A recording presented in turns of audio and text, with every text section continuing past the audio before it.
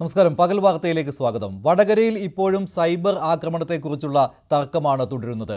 കൂടുതൽ പേർക്കെതിരെ കേസെടുക്കുകയാണ് പോലീസ്. തൃശൂർ പൂരത്തിലെ പൂരവിളംബരം ഇന്നായിരുന്നു. നാളെയാണ് തൃശൂർ പൂരം. തൃശൂർ പൂരാവേശത്തിലാണ്. ആദ്യം പകൽ വാർത്തയിൽ പ്രധാന വാർത്തകൾ നോക്കാം. കെ ശൈലജയ്ക്കെതിരായ സൈബർ ആക്രമണത്തിൽ ഗൾഫ് മലയാളിക്കെതിരെ കേസ്. കോഴിക്കോട് നടുവണ്ണൂർ സ്വദേശി മിൻഹാജിനെതിരെ കലാപാഹ്വാന വകുപ്പ് ചുമത്തി. ശൈലജയ്ക്കെതിരായ അധിക്ഷേപം ശുദ്ധ തെമ്മാടിത്തരമെന്ന് മുഖ്യമന്ത്രി.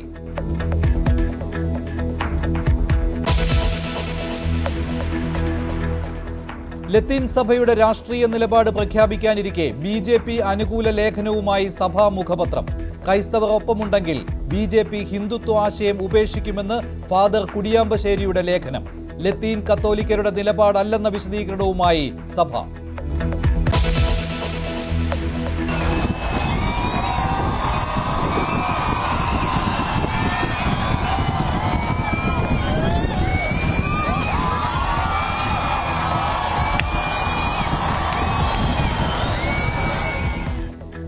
നെയ്തലക്കാവ് ഭഗവതി വടക്കുംനാഥ ക്ഷേത്രത്തിലെ തെക്കേ ഗോപുര നട തുറന്നു. തൃശൂർ പൂരാവേശത്തിൽ തിടമ്പേറ്റി എറണാകുളം ശിവകുമാർ.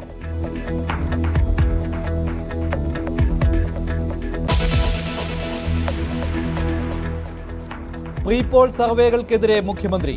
പെയ്ഡ് സർവേകളാണോ എന്ന് നാട്ടുകാർ സംശയിക്കുമെന്ന് വിമർശനം. വിദ്വേഷ പ്രസംഗത്തിന് കോൺഗ്രസ് നേതാവ് ഷമാ മുഹമ്മദിനെതിരെ കേസ്.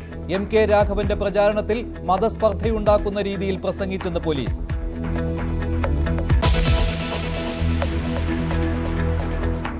കാസർകോട്ടെ മോക്ക് പോളിംഗിൽ BJPക്ക് അധിക വോട്ട് പോയെന്ന പരാതിയിൽ ഇടപെട്ട് സുപ്രീം കോടതി. പരിശോധിക്കാൻ തെരഞ്ഞെടുപ്പ് കമ്മീഷന് നിർദ്ദേശം. പരാതി ഉയർന്നത് VVPATകൾ എണ്ണണമെന്ന വാദത്തിനിടെ.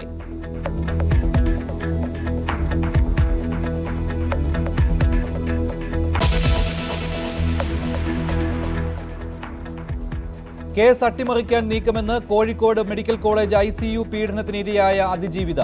കോഴിക്കോട് കമ്മീഷണർ ഓഫീസിന് മുന്നിൽ സമരം. അന്വേഷണ റിപ്പോർട്ട് കിട്ടും വരെ സമരം തുടരും.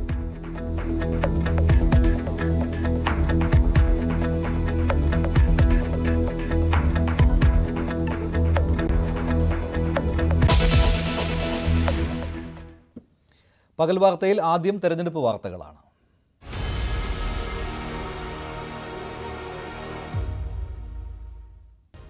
Political Grand Finale, co-presented by Berger Paints, 100 Years of Trust, powered by ICL FinCorp.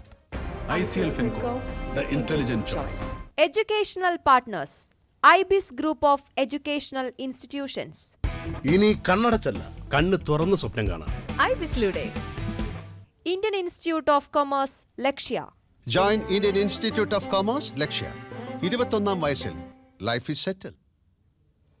വടകരയിലെ LDF സ്ഥാനാർത്ഥി കെ ശൈലജയ്ക്കെതിരായ സൈബർ ആക്രമണത്തിൽ കൂടുതൽ പേർക്കെതിരെ കേസെടുക്കുകയാണ് ഇപ്പോൾ പോലീസ്. ശൈലജ ടീച്ചറുടെ ചിത്രം മോർഫ് ചെയ്തു എന്ന പരാതിയിൽ കോഴിക്കോട് നടുവണ്ണൂർ സ്വദേശി മിൻഹാജിനെതിരെയാണ് ഇപ്പോൾ പുതുതായിട്ട് പോലീസ് കേസെടുത്തിരിക്കുന്നത്. മുഖ്യമന്ത്രിയുടെയും കെ ശൈലജയുടെയും ചിത്രങ്ങൾ മോർഫ് ചെയ്ത് പ്രചരിപ്പിച്ചതിനാണ് ഈ കേസ്. മുസ്ലിം ലീഗ് ന്യൂ മാഹി പഞ്ചായത്ത് സെക്രട്ടറി അസ്ലമിനെതിരെയും നേരത്തെ കേസെടുത്തിരുന്നു. കെ ശൈലജയ്ക്കെതിരെ മങ്ങാട് സ്നേഹതീരം എന്ന വാട്സാപ്പ് ഗ്രൂപ്പിൽ വ്യാജ പ്രചാരണം നടത്തിയെന്ന പരാതിയിലായിരുന്നു അസ്ലാമിനെതിരെ കേസെടുത്തത്. കൂടുതൽ വിവരങ്ങളുമായി MS അനീഷ് കുമാർ ചേരുകയാണ് കോഴിക്കോട് നിന്ന്. അനീഷ്, ഇപ്പോൾ കുറച്ചു മുമ്പാണ് ലീഗ് ഇക്കാര്യത്തിൽ ഔദ്യോഗികമായ ഒരു പ്രതികരണം അറിയിച്ചിരുന്നു. ഇത് കള്ളക്കേസാണെന്നാണ് പറഞ്ഞിട്ടുള്ളത്. ഇതുവരെ കേസെടുത്ത എല്ലാവരും ലീഗിന്റെ പ്രവർത്തകരാണോ? മഞ്ജുഷ, തീർച്ചയായും ഇപ്പോൾ നിലവിൽ അറസ്റ്റിലായ അല്ലെങ്കിൽ കേസെടുത്ത 3 പേരും ലീഗ് പ്രവർത്തകരാണ് എന്നാണ് നമുക്ക് അവരുടെ സോഷ്യൽ മീഡിയ പ്രവർത്തനങ്ങളിൽ നിന്നും മനസ്സിലാക്കാൻ കഴിയുന്നത്. ആദ്യം കേസെടുത്തത് ന്യൂ മാഹി പഞ്ചായത്ത് അംഗവും മുസ്ലിം ലീഗ് പഞ്ചായത്ത് സെക്രട്ടറിയുമായ അസ്ലം എന്നയാൾക്ക് എതിരെയാണ്. അതിനുശേഷമാണ് പിന്നീട് ഇത്തരത്തിൽ മിൻഹാജി, നടുവണ്ണൂർ സ്വദേശിയായ മിൻഹാജിക്കെതിരെ കേസെടുത്തിരിക്കുന്നത്. മിൻഹാജി ശൈല ടീച്ചറുടെയും മുഖ്യമന്ത്രി പിണറായി വിജയന്റെയും ചിത്രങ്ങൾ മോർഫ് ചെയ്ത് പ്രചരിപ്പിക്കുന്ന നടപടിയാണ് ഉണ്ടായത്. ഈ അസ്ലം എന്നയാൾ മാഹിയിലെ പ്രാദേശികമായ വാട്സാപ്പ് ഗ്രൂപ്പിൽ ഈ ശൈലജ ടീച്ചറുടെ പ്രസംഗവുമായി ബന്ധപ്പെട്ട ചില ഭാഗങ്ങൾ എഡിറ്റ് ചെയ്ത ശേഷം ഈ മുസ്ലിം വർഗീയവാദികളാണ് എന്ന രീതിയിൽ ശൈലജ ടീച്ചർ പറഞ്ഞു എന്ന രീതിയിലുള്ള പ്രചരണമാണ് നടത്തിയിരിക്കുന്നത്. എന്തായാലും വ്യാപകമായി തന്നെ ഇത് ഗ്രൂപ്പുകൾ വഴി പ്രചരിപ്പിക്കപ്പെടുന്ന ഒരു സാഹചര്യം ഉണ്ടായിരുന്നു. അതുകൊണ്ട് തന്നെയാണ് ഇക്കാര്യത്തിൽ കൃത്യമായ ഒരു ഇടപെടൽ ഇവരുടെ ഭാഗത്തു നിന്നും ഉണ്ടാവുകയും ചെയ്തിരിക്കുന്നത്. ഒപ്പം പല ഇടങ്ങളിലും സമൂഹ മാധ്യമ അക്കൗണ്ടുകളിലൊക്കെ ഇത്തരത്തിൽ പ്രചരണം നടത്തുന്നതെന്ന് കണ്ടെത്തിയിരുന്നു. പേരാമ്പ്ര സ്വദേശിയായ സൽമാൻ വാളൂർ എന്നയാൾക്കെതിരെയും ഇത്തരത്തിൽ കേസെടുത്തു. അയാളും ശൈലജ ടീച്ചറുമായി ബന്ധപ്പെട്ട ഈ മുസ്ലിം സമുദായത്തിനെതിരാണ് ടീച്ചർ എന്ന രീതിയിലുള്ള പോസ്റ്റുകളാണ് പങ്കുവച്ചത്. ഫേസ്ബുക്ക് തന്നെ ഇയാളുടെ ഈ പോസ്റ്റ് ഫാക്ട് ചെക്കിംഗ് നടത്തിയ ശേഷം അത് ദൃശ്യമാക്കാത്ത രീതിയിലേക്ക് മാറ്റുകയും ചെയ്തിരുന്നു. ഇയാളും ഈ സൽമാൻ വാളൂരും മുസ്ലിം ലീഗിന്റെ പ്രവർത്തകനാണ് എന്നാണ് നമുക്ക് മനസ്സിലാക്കാൻ കഴിയുന്നത്. പോലീസും ഇത് തന്നെയാണ് പറയുന്നത്. കൂടുതൽ ആളുകൾക്കെതിരെ ഇനി കേസെടുക്കും എന്ന ഒരു രീതിയിൽ തന്നെയാണ് നമുക്ക് വിവരങ്ങൾ ലഭിക്കുന്നത്. കാരണം തെരഞ്ഞെടുപ്പിനെ അങ്ങേയറ്റം ദോഷകരമായി ബാധിക്കുന്ന രീതിയിലേക്ക് ഇത്തരം പ്രചരണങ്ങൾ മാറിയെന്ന് LDF ചൂണ്ടിക്കാട്ടുന്നു. കാരണം മുസ്ലിം ആധ്യാത്മിക നേതാക്കളുടെ അടക്കം ചിത്രങ്ങൾ വെച്ച് KK ശൈലജ ടീച്ചർക്കെതിരെയുള്ള പ്രചാരണം ഈ മുഖ്യധാര മാധ്യമങ്ങളുടെയും ഓൺലൈൻ പത്രങ്ങളുടെയും ഒക്കെ പേരിലും പുറത്തിറക്കിയിരുന്നു. ഇത് പക്ഷേ ഇക്കാര്യത്തിൽ ഇപ്പോൾ കള്ളക്കേസാണ് എന്ന നിലപാടിലേക്ക് ലീഗ് എത്തിയിരിക്കുകയാണല്ലോ. അത് ലീഗ് നേതാക്കൾ തുറന്നു പറയുകയും ചെയ്യുന്നുണ്ട്. പക്ഷെ അങ്ങനെ പറയാൻ, അതായത് ഇന്ന് തന്നെ കോൺഗ്രസിന്റെയും UDFന്റെയും ഒക്കെ നേതാക്കൾ പറഞ്ഞത് ഇത്തരത്തിൽ നടക്കുന്ന സൈബർ ആക്രമണങ്ങളോട് അല്ലെങ്കിൽ വ്യക്തിപരമായ അധിക്ഷേപങ്ങളോട് ഒരു തരത്തിലും തങ്ങൾ യോജിക്കുന്നില്ല എന്നാണ്. KK രമ MLA യും ഉമാ തോമസ് MLA യും അടക്കം ഇക്കാര്യം പറയുകയും ചെയ്തു. മുൻകാലങ്ങളിലും ഇത്തരത്തിലുള്ള സൈബർ ആക്രമണങ്ങൾ ഉണ്ടായപ്പോൾ പോലീസിന്റെ ഭാഗത്തുനിന്നും കാര്യമായ നടപടികൾ ഉണ്ടായില്ല. ഇത്തരം ഒരു സാഹചര്യത്തിൽ ഈ CPMന്റെ തന്നെ ഏറ്റവും മുതിർന്ന വനിതാ നേതാവിനെതിരെ ഇത്തരം കാര്യങ്ങൾ വരുമ്പോഴും കാര്യക്ഷമമായ ഇടപെടലുകൾ ഉണ്ടായില്ല എന്നാണ് അവർ കുറ്റപ്പെടുത്തിയത്. കാരണം കഴിഞ്ഞ മാർച്ചിലാണ് ആദ്യം ഇതിനെ സംബന്ധിച്ച പരാതി നൽകിയത്. എന്നാൽ ആ പരാതി നൽകി ഒരു മാസം കഴിഞ്ഞിട്ടും അറസ്റ്റ് അല്ലെങ്കിൽ മറ്റ് കേസെടുക്കലുകൾ ഉണ്ടാകാത്തതാണ് ഇത്തരം കാര്യങ്ങൾ വീണ്ടും പെരുകാനെന്നാണ് അവർ ഒരു കാര്യമായി ചൂണ്ടിക്കാണിക്കുകയും. ശരി അനീഷ്, എന്തായാലും KK ശൈലജയുടെ പരാതിയിൽ വൈകിയാണെങ്കിലും പോലീസ് കൂടുതൽ പേർക്കെതിരെ കേസെടുത്തുകൊണ്ടേയിരിക്കുകയാണ്. ഏറ്റവും ഒടുവിൽ മിൻഹാജ് എന്നയാൾക്കെതിരെയാണ്, ഗൾഫ് മലയാളിയാണ് മിൻഹാജിനെതിരെയാണ് ഇപ്പോൾ കേസെടുത്തിരിക്കുന്നത്. KK ശൈലജ ഇന്നും ഇതേക്കുറിച്ച് പ്രതികരിക്കുകയുണ്ടായി. ഷാഫി പറമ്പിലിന്റെ അറിവോടുകൂടിയാണ് ഇത്തരത്തിലുള്ള പ്രചാരണം തനിക്കെതിരെ നടക്കുന്നത് എന്ന കാര്യത്തിൽ ഇപ്പോഴും ഉറച്ചു നിൽക്കുകയാണ് KK ശൈലജ. അവരുടെ വാക്കുകളിലേക്ക്. പൊളിറ്റിക്കലായിട്ടുള്ളതല്ലാതെ അവരിൽ പലരും എന്നോട് ഭയങ്കര സൗഹൃദത്തിൽ പെരുമാറാറുണ്ടല്ലോ. എന്നോട് മാത്രമല്ല, പരസ്പരം കുടുംബ ബന്ധങ്ങൾ, അതുപോലെ തന്നെ പരസ്പരമുള്ള പെരുമാറ്റം, അതൊന്നും വ്യക്തിപരമല്ലല്ലോ. ഈ വ്യക്തിപരമായിട്ട് ഇങ്ങനെ വൃത്തികെട്ട പോസ്റ്റർ ഇറക്കുമ്പോൾ അവർക്ക് ആർക്കെങ്കിലും തോന്നണ്ടേ അതൊന്ന് ശരിയല്ല, ഞങ്ങളറിയില്ല ആരോ എന്ന് പറഞ്ഞിട്ട് ഒഴിയാണ്. അതെങ്ങനെയാണ്? ആ പേജുകളിലല്ലേ ഇവരുടെ തെരഞ്ഞെടുപ്പ് പരസ്യങ്ങൾ വരുന്നത്? അപ്പൊ അത് അവരുടെ പേജല്ലേ? ചെറുപ്പക്കാരായിട്ടുള്ള ഇത്തരം നേതാക്കന്മാർ ആലോചിക്കണം. ഇതിൽ എനിക്ക് അപകടം വരുന്നതാണെന്ന് അറിഞ്ഞുകൊണ്ട് ചെയ്യുമെന്ന് ചോദിച്ചാൽ അപകടം വരുന്നു പിന്നീട് മനസ്സിലായിട്ടുണ്ടാവുക. ആദ്യം അത് ഗുണം ചെയ്യുമെന്ന് കരുതിയോന്ന് എനിക്കറിയില്ല. അതെല്ലാം പരിശോധിക്കേണ്ടതാണ്. അവരെ ഞാൻ അങ്ങനെയൊന്നും പറയുന്നത് ശരിയല്ല. പലപ്പോഴും ചില ചെറുപ്പക്കാരുടെ ഇടയിൽ നിന്ന് സ്വന്തം പാർട്ടിക്കകത്തുള്ളവർക്കെതിരായിട്ട് പോലും അങ്ങനെയൊക്കെ ചെയ്യുന്നത് ഉണ്ടെന്ന് തോന്നിയിട്ടുണ്ട് എനിക്ക്. പക്ഷേ ഞാൻ ഈ സ്ഥാനാർത്ഥിയെയോ അല്ലെങ്കിൽ അയാളെ വ്യക്തിപരമായിട്ടോ ഒന്നും പറയാൻ പുറപ്പെട്ടിട്ടില്ല, ഞാനൊന്നും ചെയ്തിട്ടില്ല. പക്ഷേ അദ്ദേഹത്തിന് വേണ്ടി പ്രചരണം നടത്തുന്ന പേജുകളിൽ എന്നെ ഇത്ര അപകീർത്തിപ്പെടുത്തുന്ന ചിത്രം അത് പ്രത്യക്ഷപ്പെട്ടാൽ അന്ന് അതിനെ നിഷേധിക്കണ്ടേ? ഇനി ചുരുങ്ങിയ പക്ഷെ ഞാനതിങ്ങനെ ഉണ്ടെന്ന് പറഞ്ഞാൽ ടീച്ചർ ഇങ്ങനെ പറയുന്നുണ്ട്, അത് ശരിയല്ല, ഞങ്ങളുടെ പേജിൽ കയറിയിട്ട് ആരാണ് ഇങ്ങനെ ചെയ്തത്, അത് ശരിയല്ല എന്ന് പറയണ്ടേ? അവർ ചിലരെ ഇപ്പോൾ കണ്ടുപിടിച്ചിട്ടുണ്ട്, ഞാനതും ഇപ്പോൾ പറഞ്ഞില്ല. എനിക്കിപ്പം ഇവരെ ആകെ അറസ്റ്റ് ചെയ്ത് ശിക്ഷിക്കണം അങ്ങനെയൊന്നും അല്ല, കുറ്റം ചെയ്താൽ ശിക്ഷിക്കണം. പക്ഷേ ഞാനതൊന്നും ഉദ്ദേശിക്കുന്നില്ല. ഇവരുടെ കുറേ ആളെ എന്തെങ്കിലും അറസ്റ്റ് അങ്ങനെയൊന്നും ഉദ്ദേശിക്കുന്നില്ല. പക്ഷേ അങ്ങനെ കുറ്റകൃത്യം ചെയ്യുന്നവർ വിളിച്ചെത്ത് വരണം, അതാരാന്നുള്ളത് മനസ്സിലാവണം. എന്നാൽ CPMന്റെ അജണ്ടയാണ് ഇത്തരം പ്രചാരണങ്ങൾക്ക് പിന്നിലെന്നാണ് UDF സ്ഥാനാർത്ഥി ഷാഫി പറമ്പിൽ പറയുന്നത്. തനിക്കെതിരെ ഈ ആരോപണം തിരിച്ചുവിടുവാനാണ് CPM കേന്ദ്രങ്ങൾ ശ്രമിക്കുന്നതെന്നും ഷാഫി പറമ്പിൽ പറയുന്നു. ഞങ്ങൾക്ക് ഒരു തരത്തിലുള്ള ഇഷ്യൂ ഡീവിയേഷന്റെ ആവശ്യം വരുന്നില്ല. ഇതിനൊപ്പമാണ് ഇവിടെ ബോംബ് പൊട്ടി ഒരാൾ മരിച്ചത്. അത് വളരെ സീരിയസ് ആയിട്ടുള്ള, വളരെ ഗ്രേവ് ആയിട്ടുള്ള ഒരു ഇഷ്യൂ ആണ്. കാരണം അതിനകത്ത് റിമാൻഡ് റിപ്പോർട്ടിൽ പോലും പറയുന്നത് ഇത് എതിർ രാഷ്ട്രീയ പ്രസ്ഥാനങ്ങൾക്കെതിരായിട്ട് ഉപയോഗിക്കാൻ വേണ്ടിയാണെന്ന് ഇതിലെ പ്രതികൾ പറഞ്ഞു എന്നാണ് പറയുന്നത്. എന്ന് വെച്ചാൽ അവിടെ കിടന്ന് പൊട്ടിയിട്ടില്ലായിരുന്നെങ്കിൽ അത് ചിലപ്പോൾ ഞങ്ങൾക്കെതിരെ വരുമായിരുന്നു, ഞങ്ങളുടെ ആർക്കെങ്കിലും പരിക്കേൽക്കുമായിരുന്നു, ഞങ്ങളുടെ ആർക്കെങ്കിലും ജീവൻ പോകുമായിരുന്നു എന്നുള്ളത് ചെറിയ കാര്യമല്ല. അതൊരു സീരിയസ് പൊളിറ്റിക്കൽ ഇഷ്യൂ തന്നെയാണ്. അപ്പൊ അത്തരം ഇഷ്യൂസ് വരുമ്പോൾ അതിനെ കവർ ചെയ്യാൻ വേണ്ടി ഈ പറയുന്ന ചില തരത്തിലുള്ള കാര്യങ്ങൾ പറയാം. മൊത്തം പാർലമെന്റ് ഇലക്ഷന്റെ ഓരോ സ്ഥാനാർത്ഥിയും നേരിടുന്ന കാര്യങ്ങൾ, ഞാൻ ഉൾപ്പെടെയുള്ള നേരിടുന്ന കാര്യങ്ങളെ സംബന്ധിച്ചൊക്കെ ഞാൻ ഡീറ്റെയിൽ ആയിട്ട് പറയാം. എന്നിട്ട് പറയട്ടെ, ഞങ്ങളാണോ അത്തരം സൈബർ അറ്റാക്കിനെ ഓൺ ചെയ്തത് അതോ വേറെ ചിലരാണോ എന്നുള്ളത് ഒരു വിലയിരുത്തൽ ജനങ്ങൾ നടത്തട്ടെ. ജനങ്ങളെയും മാധ്യമങ്ങളെയും കണ്ട് കാര്യങ്ങൾ പറയുന്നുണ്ട്. വലിയ രീതിയിൽ സൈബർ പിന്തുണയുള്ള ഒരാളാണ് Shafi Parambil.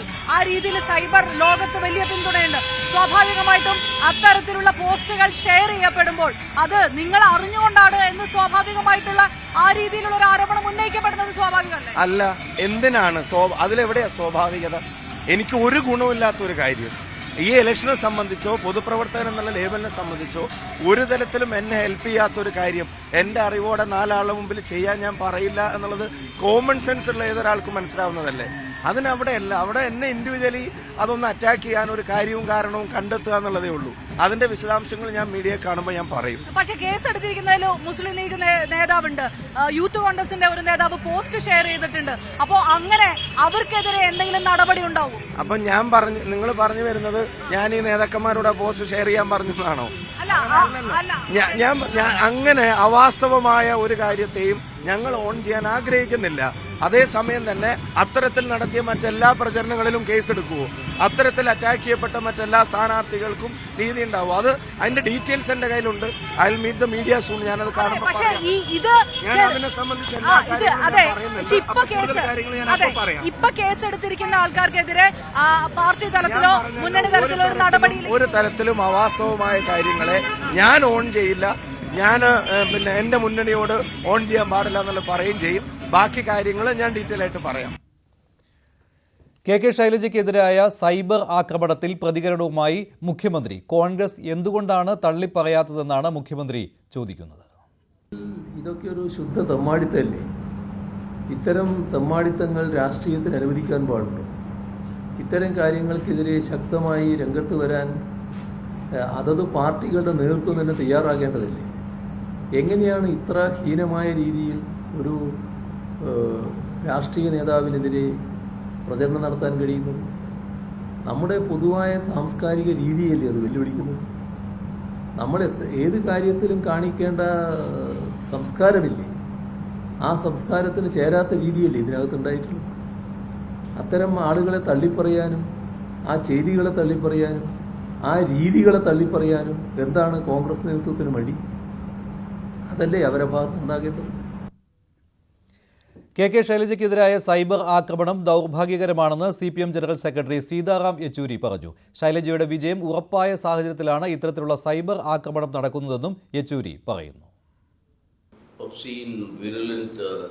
Social media campaign that was conducted against Comrade Shailaja. This is the confirmation that Shailaja has won the election. Now, but that the level of campaigning we think should be a decorum should be maintained by all means. But don't demean the election campaign into this personal and these sort of personal attacks.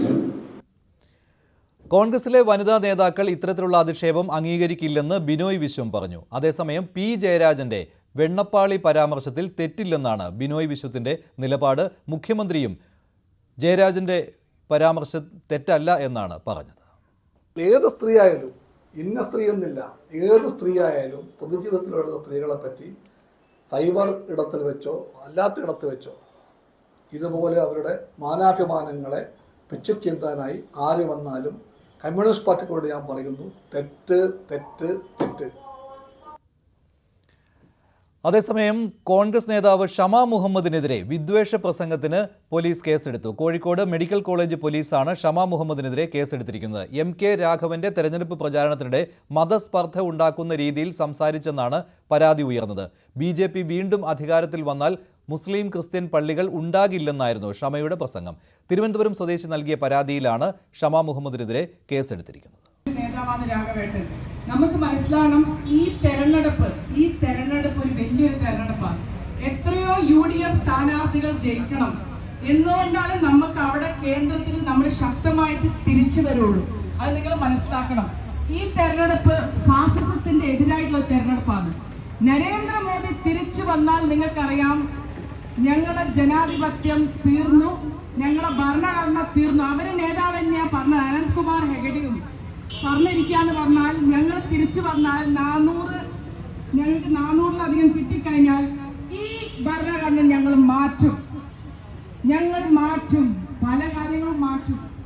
മതേതരത്വം ഉണ്ടാവൂല. ഇനി ചിലപ്പം നമുക്ക് പറയാൻ പറ്റില്ല, പള്ളി മുസ്ലിം പള്ളിയായാലും ക്രിസ്ത്യാനി പള്ളിയായാലും അതുണ്ടാകാനുള്ള സാധ്യത ഉണ്ടാവില്ല. നമുക്കറിയാം ഇപ്പം എന്തെല്ലാം നടക്കുന്നത് ഉത്തരഭാരതത്തിൽ ഗ്യാൻ വാപ്പിയുടെ വിഷയം നടന്നുകൊണ്ടിരിക്കുകയാണ് അവിടെ. അപ്പം ഇങ്ങനത്തെ പല കാര്യങ്ങളും നമ്മൾ മനസ്സിലാക്കണം. അവിടെ നടക്കുന്ന കാര്യങ്ങൾ എന്ന് പറഞ്ഞാൽ നമുക്കത് മനസ്സിലാക്കിയിട്ട് വേണം ഞങ്ങൾക്ക് ഇവിടെ. കോഴിക്കോട് MK രാഘവന്റെ തെരഞ്ഞെടുപ്പ് പ്രചാരണത്തിലാണ് ഷമ മുഹമ്മദ് ഈ രീതിയിൽ സംസാരിച്ചത്. ഇതിനെതിരെയാണ് പോലീസ് കേസെടുത്തിരിക്കുന്നത്. ഷമയുടെ പ്രതികരണം ഇക്കാര്യത്തിൽ വന്നിട്ടുണ്ട്. BJPക്കെതിരെ പറയുമ്പോൾ കേസെടുക്കാൻ കേരള പോലീസിന് എന്താണ് തിടുക്കമെന്നാണ് ഷമ ചോദിക്കുന്നത്.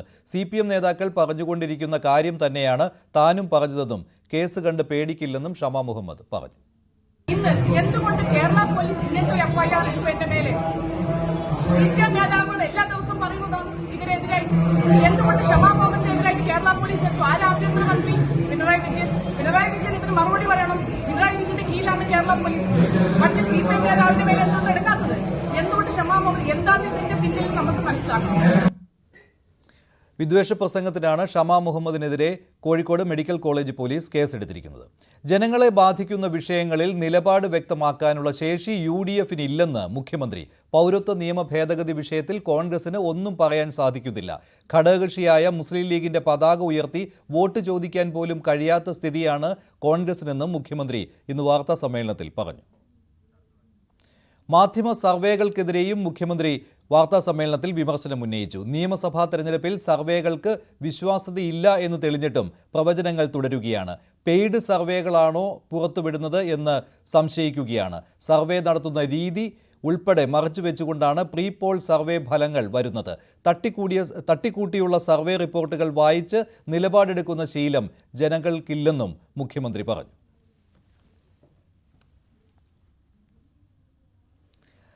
തെരഞ്ഞെടുപ്പിൽ എന്ത് നിലപാട് സ്വീകരിക്കണമെന്നുള്ള ലത്തീൻ സഭയുടെ നിലപാട് ഇന്ന് വരാൻ പോവുകയാണ്. അതിനിടെയാണ് BJP അനുകൂല നിലപാടുമായി ആലപ്പുഴ ലത്തീൻ രൂപത വക്താവ് രംഗത്തെത്തിയത്. BJP നേതൃത്വം കൊടുക്കുന്ന സർക്കാരിന്റെ വികസന പ്രവർത്തനങ്ങൾ കണ്ടില്ലെന്ന് നടിക്കാൻ കഴിയില്ലെന്ന് ഫാദർ സേവ്യർ കുടിയാമ്പശ്ശേരിയാണ് അഭിപ്രായപ്പെട്ടത്. BJPയെ ഇനിയും പുറത്തു നിർത്തിയാൽ നാളെ അവർ നമ്മെ പുറത്തു നിർത്തുമെന്ന് അദ്ദേഹം പറയുന്നു. അതിലും നല്ലത് BJPക്ക് അകത്ത് പോകുന്നതല്ലേ എന്നും വരാപ്പുഴ രൂപതയുടെ മുഖപത്രമായ ജീവദീപ്തിയിലെ ലേഖനത്തിലാണ് അദ്ദേഹം ചോദിക്കുന്നത്. അതേസമയം ലേഖനം സഭയുടെ നിലപാടല്ലെന്നാണ് ലത്തീൻ സഭയുടെ ഔദ്യോഗികമായ നിലപാട്. ഇതേക്കുറിച്ചുള്ള വിശദീകരണ കുറിപ്പും ലത്തീൻ സഭ പുറത്തിറക്കുകയുണ്ടായി. വിശദമായ റിപ്പോർട്ടിലേക്ക്. ലത്തീൻ കത്തോലിക്ക വിഭാഗത്തിലെ വരാപ്പുഴ അതിരൂപത മുഖപത്രത്തിൽ വന്ന ലേഖനമാണ് ഇപ്പോൾ ഈ തെരഞ്ഞെടുപ്പ് അടുത്ത സാഹചര്യത്തിൽ വലിയ രീതിയിൽ ചർച്ചയാകുന്നത്.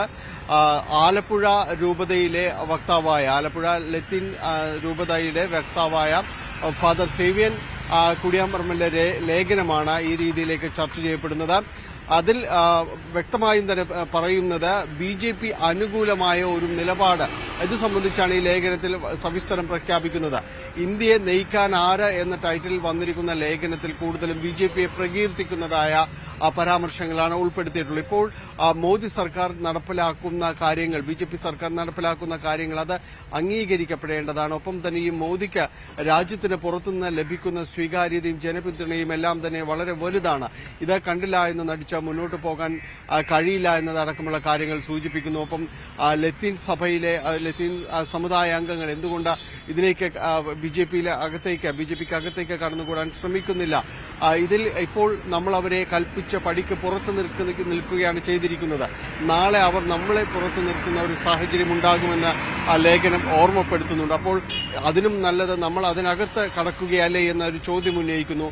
BJPക്ക് തീർച്ചയായും ഒരു ഹിന്ദു അജണ്ട ഹിഡനായി ഉണ്ട്. കൂടുതൽ ലത്തീൻ സമുദായ അംഗങ്ങളടക്കം ഇതിനകത്തേക്ക് വരുമ്പോൾ അവർക്ക് ആ അജണ്ട മാറ്റേണ്ടി വരുമെന്ന വിശ്വാസമാണ് ഫാദർ പ്രകടിപ്പിക്കുകയും ചെയ്യുന്നത്. ഒപ്പം തന്നെയും കേരളത്തിലെ ഇടത് വലതു മുന്നണികളെ അദ്ദേഹം നിരീക്ഷിക്കുന്നുണ്ട്. ഇടത് വലതു മുന്നണികളെ അദ്ദേഹം ഒരേ സമയം തന്നെ വിമർശിക്കുകയും ചെയ്യുന്നു. ഒപ്പം കോൺഗ്രസിനെ കാലങ്ങളായി വോട്ട് ചെയ്തിരിക്കുന്ന ഒരു സമുദായം എന്ന രീതിയിൽ ഒരു സ്വയം വിലയിരുത്തൽ നടത്തുന്നുണ്ട് അദ്ദേഹം ലേഖനത്തിൽ. ഇത്രയും കാലം കോൺഗ്രസിനെ വോട്ട് ചെയ്ത് നമ്മൾ ഇനിയും അത് തുടരേണ്ടതുണ്ടോ എന്ന പുതുതലമുറ ചിന്തിക്കുന്നുണ്ട്. അത് സ്വാഭാവികം, അവരുടെ ചിന്തകൾ ന്യായമാണ് എന്ന് പറയുന്നു. ഒപ്പം മുസ്ലിം സമുദായത്തെ ഒപ്പം നിർത്തുന്നതിന് വേണ്ടിയാണ് ഇടത് വലത് മുന്നണികൾ ശ്രമിക്കുകയും ചെയ്യുന്നത്. ഇങ്ങനെയുള്ള ഒരു ന്യൂനപക്ഷ പ്രീണനം അത് ശരിയാണോ എന്ന ചോദ്യവും ഈ ലേഖനത്തിൽ ഉന്നയിക്കപ്പെടുന്നുണ്ട്. വലിയ രീതിയിൽ ലേഖനം ചർച്ച ചെയ്യപ്പെടുന്നു. പ്രത്യേകിച്ച് BJP ന്യൂനപക്ഷങ്ങളെ, പ്രത്യേകിച്ച് ക്രിസ്ത്യൻ സമുദായത്തെ കൂടെ നിർത്താൻ നടത്തുന്ന ശ്രമങ്ങൾ കഴിഞ്ഞ കുറേ നാളുകളായി വാർത്തയിൽ ഇടം നേടുന്നതാണ്. അത്തരം ശ്രമങ്ങൾ ഏത് രീതിയിലാണ് കാണേണ്ടതെന്നൊരു പൊതു ചോദ്യം എല്ലാം തന്നെ ഉന്നയിക്കുന്നു. പ്രത്യേകിച്ച് ക്രിസ്ത്യൻ സമുദായത്തിന് നേരെ രാജ്യത്തിന്റെ പല ഭാഗങ്ങളിലും വലിയ രീതിയിൽ അതിക്രമങ്ങളും ആക്ഷേപങ്ങളും എല്ലാം തുടർച്ചയായി ഇപ്പോഴും അത് തുടരുന്നൊരു സാഹചര്യത്തിൽ കേരളത്തിൽ എന്തുകൊണ്ട് ക്രൈസ്തവ സമൂഹം ഈ രീതിയിൽ ചിന്തിക്കുന്നു, ഈ രീതിയിലൊക്കെ അവർക്ക് ചേർന്ന് നിൽക്കാൻ കഴിയുമോ എന്നൊരു പൊതു ചോദ്യം എല്ലാ ഭാഗത്തു നിന്നും ഇത്തരം BJP ശ്രമങ്ങളെ ചേർത്ത് നിർത്തിക്കൊണ്ട് ഉന്നയിക്കുന്നുണ്ട്. അപ്പോൾ അത്തരം ചർച്ചകൾ നടക്കുന്നതിനിടെ തന്നെയാണ് ലത്തീൻ സഭ ഈ രീതിയിലേക്കൊരു ലേഖനം പ്രസിദ്ധീകരിക്കുന്നത്. അത് വരാപ്പുഴ അതിരൂപതയുടെ മുഖപത്രമായ ജീവദീപ്തിയിലാണ് ഈ രീതിയിലൊരു ലേഖനം വന്നിരിക്കുന്നത്. എന്നാൽ സഭയുടെ ഒരു പൊതു നിലപാടല്ല ഇതെന്ന രീതിയിൽ വിശദീകരണവുമായി ലത്തീൻ സഭയുടെ രാഷ്ട്രീയകാര്യ സമിതിയായ KRLCC രംഗത്ത് വന്നിട്ടുണ്ട്. ഇത് ആ വൈദികന്റെ വ്യക്തിപരമായ ഒരു അഭിപ്രായം മാത്രമാണ്. ഈ രീതിയിൽ BJPക്ക് പിന്തുണ നൽകുന്ന നിലപാടായി അതിനെ പൊതുവ്യാഖ്യാനം ചെയ്യരുത് എന്നതടക്കമുള്ള കാര്യങ്ങൾ ഇവർ പറയുന്നു. സഭയുടെ നിലപാട് എന്താണെന്നത് സഭ തന്നെ നേരിട്ട് ഈ KRLCC തന്നെ പ്രഖ്യാപിക്കുമെന്നതാണ് വ്യക്തമാക്കുന്നത്. ഇത് വ്യക്തിപരമായ ഒരു അഭിപ്രായം മാത്രമായി കാണണമെന്നും KRLCC പറയുകയും ചെയ്യുന്നു. അതേസമയം ലോക്സഭാ തെരഞ്ഞെടുപ്പിൽ സമദൂര നിലപാടായിരിക്കും സ്വീകരിക്കുക എന്ന് CSI ദക്ഷിണ കേരള മഹാ ഇടവക. മോഡറേറ്ററായിരുന്ന ധർമ്മരാജ് റസാലത്തിന്റെ ഭാര്യ സ്വതന്ത്ര സ്ഥാനാർത്ഥിയായി നാമനിർദ്ദേശ പത്രിക നൽകിയതിൽ സഭാ നേതൃത്വത്തിന് ഒരു ഉത്തരവാദിത്വവും ഇല്ല എന്നും പറയുന്നു. കാരക്കോണം മെഡിക്കൽ കോളേജിലെ സംവരണം എടുത്തു കളഞ്ഞത് സർക്കാരിന്റെ അറിവോടെയാണ്. ദക്ഷിണ കേരള മഹാ ഇടവകയിൽ ഭിന്നിപ്പുണ്ടാക്കി രാഷ്ട്രീയ നേട്ടം ഉണ്ടാക്കാമെന്ന മുന്നണികളുടെ ആഗ്രഹം വിലപ്പോവില്ലെന്നും നിയമസഭാ തെരഞ്ഞെടുപ്പിൽ സഭയ്ക്ക് കൃത്യമായ രാഷ്ട്രീയ നിലപാട് ഉണ്ടായിരിക്കുമെന്നും administrative secretary TT Praveen news 18നോട് പറഞ്ഞു. തിരുവനന്തപുരത്ത് തെരഞ്ഞെടുപ്പ് ആവേശം അതിൻ്റെ പാരമ്യത്തിലാണ്.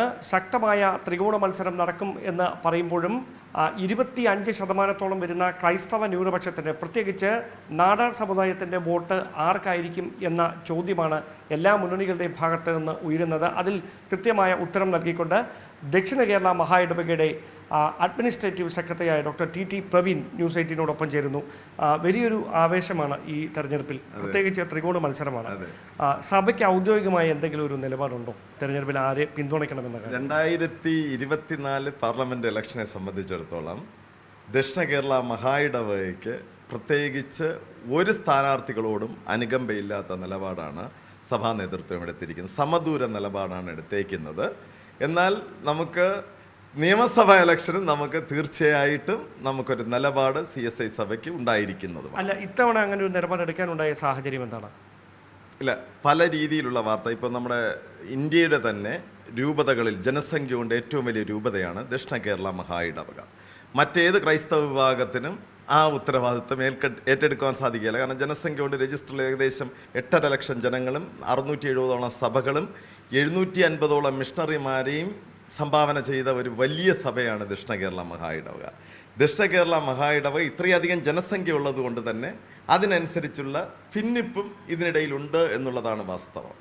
അപ്പോൾ ഈ ഭിന്നിപ്പുള്ളത് കൊണ്ട് വളരെ ന്യൂനപക്ഷമായ, ഇപ്പോൾ ഈ സഭയിൽ നിന്ന് CSI സഭയിൽ നിന്ന് തന്നെ പിരിഞ്ഞു പോയി കോൺഗ്രിഗേഷണൽ പാരമ്പര്യം മാത്രം നടത്തി വരുന്ന, ആ രീതിയിലുള്ള ആരാധന നടത്തി വരുന്ന 100ഓളം ജനങ്ങളുള്ളവർ തന്നെ ഞങ്ങൾക്ക് നിലപാടുണ്ടെന്ന് പറയുന്നു. അതുകൊണ്ട് സമദൂര നിലപാട് ഈ സഭാ നേതൃത്വം എടുക്കുകയും ഈ സഭയ്ക്ക്, സഭാജനങ്ങൾക്ക്, സഭയുടെ തലമുറയ്ക്ക് നന്മ വരുന്ന രീതിയിലുള്ള ആവശ്യങ്ങൾ സംസ്ഥാന തലത്തിൽ നമുക്ക് ആവശ്യങ്ങൾ വരും. അപ്പോഴൊരു നിലപാടെടുക്കുവാനാണ് ഈ സഭാ നേതൃത്വം. ഞങ്ങൾ മനസ്സിലാക്കുന്നത് വെച്ചാൽ 2,60,60,000 വോട്ടുകൾ ഈ ദക്ഷിണ കേരള മഹാ ഇടവകയിൽ നിന്ന് മാത്രം ഈ തിരുവനന്തപുരം ലോക്സഭാ മണ്ഡലത്തിലുണ്ട്.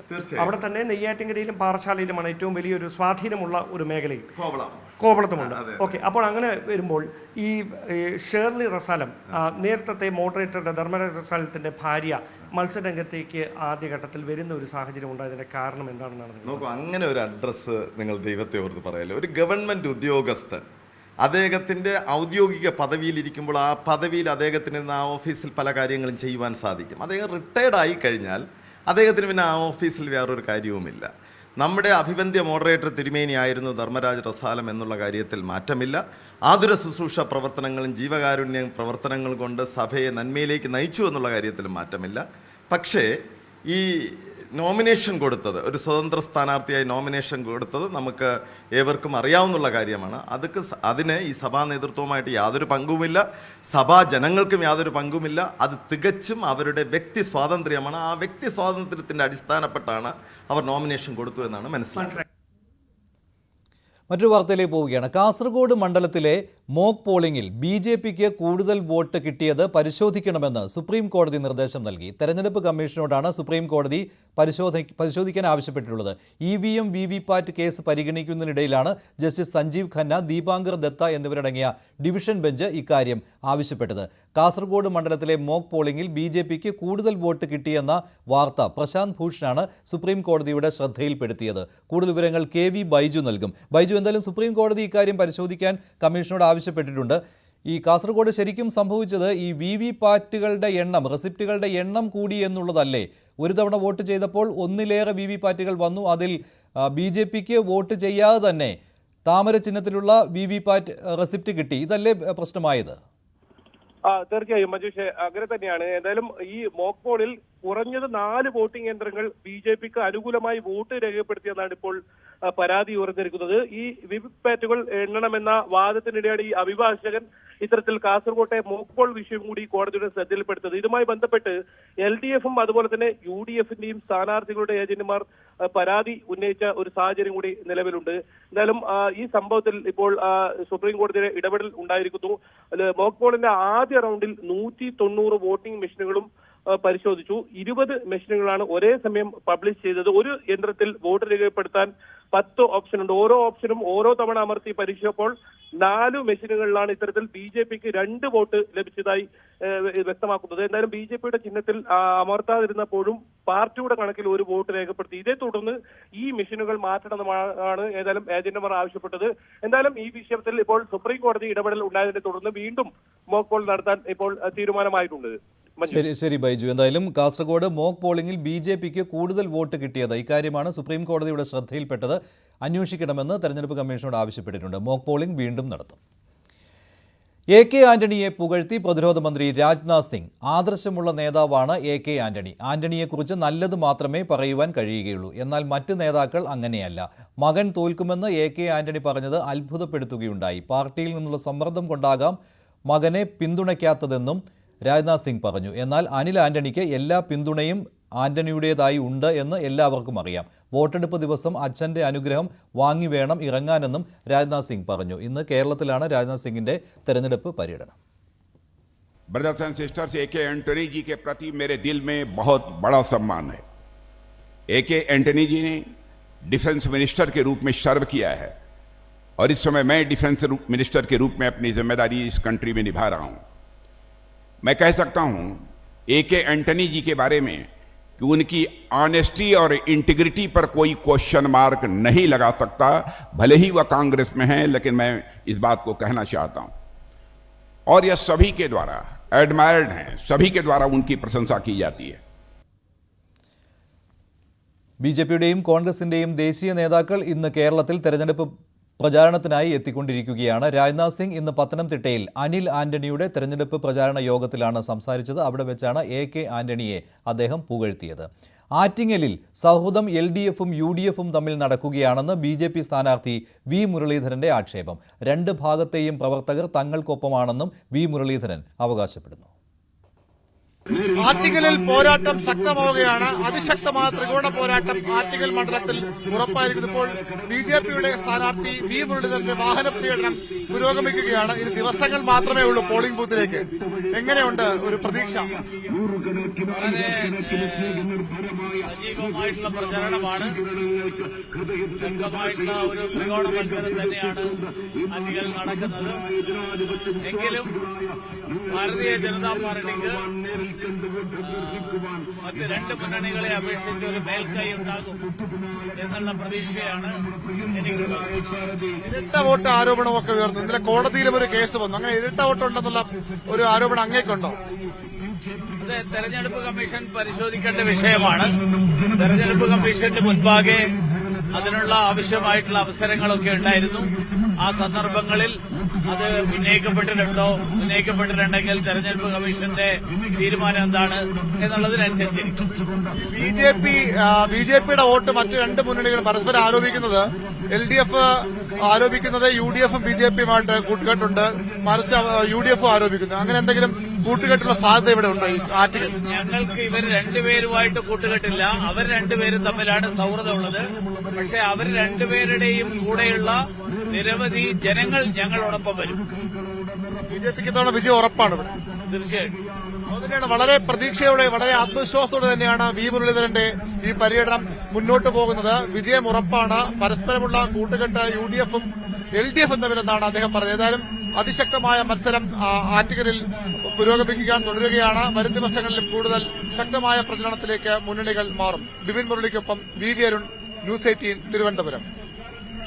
ആറ്റിങ്ങൽ മണ്ഡലത്തിൽ UDF സ്ഥാനാർത്ഥി അടൂർ പ്രകാശിന് വേണ്ടി ഇന്ന് തെലങ്കാന മുഖ്യമന്ത്രി രേവന്ത് റെഡ്ഡിയുടെ റോഡ് ഷോ ഉണ്ടായിരുന്നു. തീരദേശ മേഖലയിലായിരുന്നു രേവന്ത് റെഡ്ഡി റോഡ് ഷോ നടത്തിയത്. ആറ്റിങ്ങൽ മണ്ഡലത്തിൽ UDF സ്ഥാനാർത്ഥി സിറ്റിംഗ് MP അടൂർ പ്രകാശിന് വേണ്ടി റോഡ് ഷോ തുടരുകയാണ്. തെലങ്കാന മുഖ്യമന്ത്രിയും കോൺഗ്രസിന്റെ സമുന്നത നേതാക്കളുമായ രേവന്ത് റെഡ്ഡിയാണ് ഈ റോഡ് ഷോയ്ക്ക് നേതൃത്വം നൽകുന്നത്.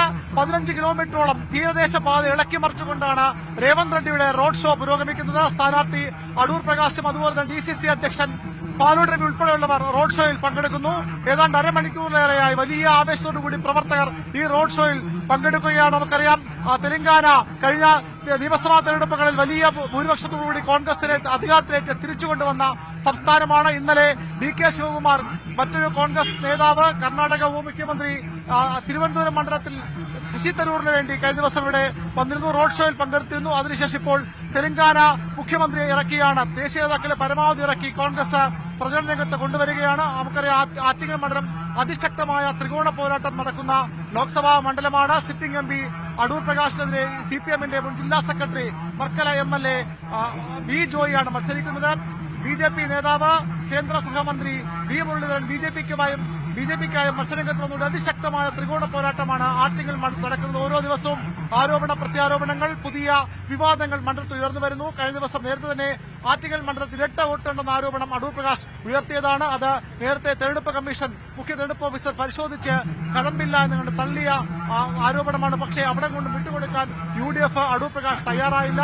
അദ്ദേഹം ഹൈക്കോടതിയെ സമീപിച്ചു. കഴിഞ്ഞ ദിവസം ആ കോടതി വൈകാതെ കേസിൽ വിചാരണ നടപടികൾ ആരംഭിക്കും. അതിനുമപ്പുറത്തേക്ക് കേന്ദ്ര തെരഞ്ഞെടുപ്പ് കമ്മീഷൻ സമീപിക്കും അടൂർ പ്രകാശ് മുന്നറിയിപ്പ് നൽകിയിട്ടുണ്ട്. അത്തരത്തിൽ ഓരോ ദിവസവും ശക്തമായ പ്രചരണ വിഷയങ്ങൾ, ശക്തമായ പോരാട്ടം ആറ്റിങ്ങൽ മണ്ഡലത്തിൽ നടക്കുന്നു. ഇടതുമുന്നണിയും ശക്തമായ വിമർശനങ്ങൾ അടൂർ പ്രകാശിനെ ഉന്നയിച്ചതാണ്. പണക്കൊഴുപ്പാണ് ഇവിടെ എന്ന ആരോപണം അടൂർ പ്രകാശ് ഉന്നയിക്കുമ്പോൾ പണം കൂടുതൽ നടക്കുന്നത് അടൂർ പ്രകാശ് എന്നാണ് മറുപടി. BJPയുമായുള്ള അടുപ്പം ആർക്കെന്നതിനെ ചൊല്ലിയും മണ്ഡലത്തിൽ ശക്തമായ തർക്കമുണ്ട്. BJPയുമായി കൂട്ടുകൂടുന്നത് ഇടതുമുന്നണിയാണെന്ന് UDF ആരോപിക്കുന്നു. അവിശുദ്ധ കൂട്ടുകെട്ട് ഇവിടെയുണ്ടെന്ന് അടൂർ പ്രകാശ് ഉൾപ്പെടെയുള്ള UDF നേതാക്കൾ, കോൺഗ്രസ് നേതാക്കൾ ഉന്നയിക്കുന്നു. എന്നാൽ കഴിഞ്ഞ തവണത്തെ പോലെ ഇത്തവണയും ആറ്റിങ്ങൽ മണ്ഡലത്തിൽ UDFും BJPയുമായി അവിശുദ്ധ സഖ്യമുണ്ടെന്ന ആരോപണമാണ് ഇടത് കേന്ദ്രങ്ങൾ, പ്രത്യേകിച്ചും സ്ഥാനാർത്ഥി ഉൾപ്പെടെയുള്ളവർ ഉന്നയിക്കുന്നത്. എന്നാൽ രണ്ടുമല്ല സൌഹാർദ്ദമുള്ളത് ഇടത് വലത് മുന്നണികൾ തമ്മിലാണ്. ഈ സൗഹാർദ്ദം തള്ളിക്കളഞ്ഞുകൊണ്ട് ജനങ്ങൾ ഭൂരിപക്ഷവും തങ്ങൾക്കൊപ്പം നിൽക്കുമെന്നാണ് ഇന്നലെ BJP സ്ഥാനാർത്ഥി V മുരളീധരൻ ന്യൂസ് 18നോട് പറഞ്ഞു. അങ്ങനെ അക്ഷരാർത്ഥത്തിൽ ഓരോ ദിവസവും ഇവിടെ പോരാട്ടം കടുക്കുകയാണ്. എല്ലാ ആയുധങ്ങളും എടുത്ത് മുന്നണികൾ പോരിനിറങ്ങുകയാണ്. ആര് ജയിക്കും ആര് പരാജയപ്പെടുമെന്ന് പറയാൻ കഴിയാത്ത ഒരു സാഹചര്യം ആറ്റിങ്ങൽ മണ്ഡലത്തിൽ നമുക്ക് ഈ ദൃശ്യങ്ങളിൽ കാണാനാകുമെന്ന് വിശ്വസിക്കുന്നു. അതിശക്തമായ പ്രചരണം, ആവേശത്തിലാണ് പ്രവർത്തകർ. ഈ തീരദേശ പാതയിൽ എല്ലായിടത്തും വലിയ സ്വീകരണമാണ് രേവന്ത് റെഡ്ഡിയുടെ ഈ റോഡ് ഷോയ്ക്ക് ലഭിക്കുന്നത്. പല കേന്ദ്രങ്ങളിലും പ്രവർത്തകർ പുഷ്പവൃഷ്ടി നടത്തിക്കൊണ്ട് സ്ഥാനാർത്ഥിയും അതുപോലെ തന്നെ രേവന്ത് റെഡ്ഡിയും സ്വീകരിക്കുന്ന കാഴ്ചകളാണ് ഉള്ളത്. അതിശക്തമായ തീരദേശ മേഖല എക്കാലത്തും UDF വലിയ പ്രതീക്ഷയുള്ള മേഖലയാണ്. ഒരു തരത്തിലും ഇവിടെ നിന്ന് വോട്ട് ചോർച്ച ഉണ്ടാകാതിരിക്കുന്ന ശ്രമത്തിലാണ് UDF കേന്ദ്രം. അതുകൊണ്ടാണ് രേവന്ത് റെഡ്ഡിയെ പോലെ ദേശീയ ശ്രദ്ധിക്കപ്പെടുന്ന BJP വിരുദ്ധ നേതാക്കളെ, BJPയുമായി പോരടിച്ചു നിൽക്കുന്ന നേതാക്കളെ ഇറക്കി പരമാവധി വോട്ടുകൾ സമാഹരിക്കാൻ ശ്രമിക്കുന്നത്. റോഡ് ഷോ ഇപ്പോഴും തുടരുന്നു. 5 തെങ്ങ് വരെയാണ് ഈ റോഡ് ഷോ നീളുക. 5 തെങ്ങിലേക്ക് റോഡ് ഷോ എത്തുമ്പോൾ ഇനിയും സമയം കുറെ കൂടി കഴിയും.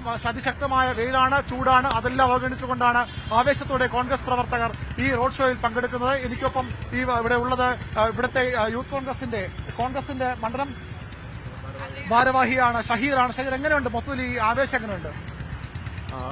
നമ്മുടെ പ്രവർത്തകരുടെ എല്ലാവരുടെയും ആവേശം ഒന്നുമല്ല, അതിനെക്കാട്ടിലും എത്രയോ ഇരട്ടിയാണ് എന്ന് നമുക്ക് തിരിച്ചറിഞ്ഞുകൊണ്ട് വളരെ വ്യത്യസ്തമായിട്ടുള്ള വളരെ ആവേശകരമായിട്ടുള്ള സ്വീകരണമാണ് നമുക്ക് ഇവിടെ കിട്ടിയിരിക്കുന്നത്.